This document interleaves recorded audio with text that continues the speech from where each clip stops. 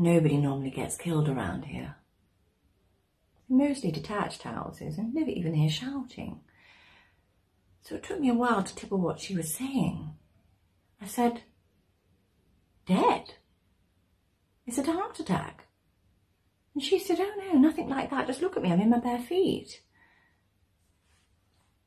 I only really know her to nod to.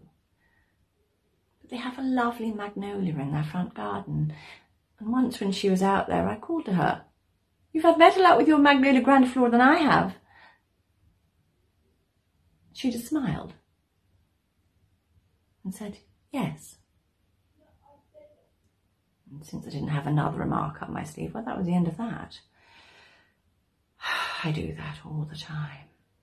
Start a conversation, can't keep it going. Blondish woman. Nice. Tired sort of face. Bit washed out. Anyway, she comes out into the road and waits me to get to their gate. Then she says, "I know I don't know you, but I think there's something wrong with Mr. McCorkindale." I had been rushing and planning on getting the 5 to 9 and going into Sainsbury's, but anyway, I went in.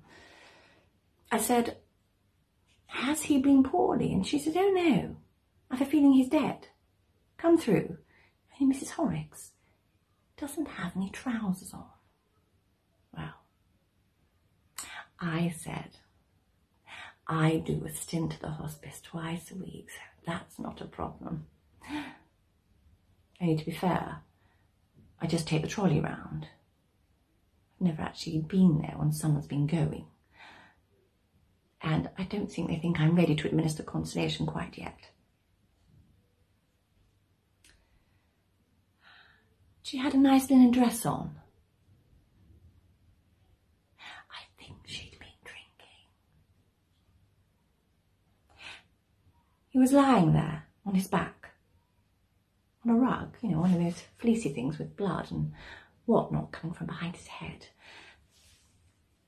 And I know it's awful, but my first thought was, well, she'll never get that out. I said, "Do you think he banged his head?" She said, "Oh no, I shot him. I just put the gun away." And she opens up the sideboard and there it is, amongst the table mats and playing cards. He'd been in Malaysia, apparently. That's where he got the gun. Oh, well.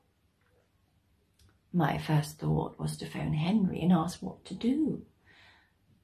But I couldn't face the fuss.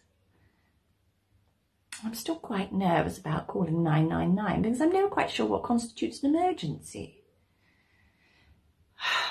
And I thought, well, as she's been waiting an hour already, well, I might as well make her a cup of tea.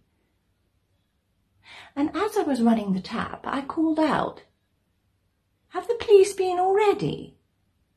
And she said, "No, why?" And I said, "Oh, nothing. Only there are a pair of handcuffs on the draining board."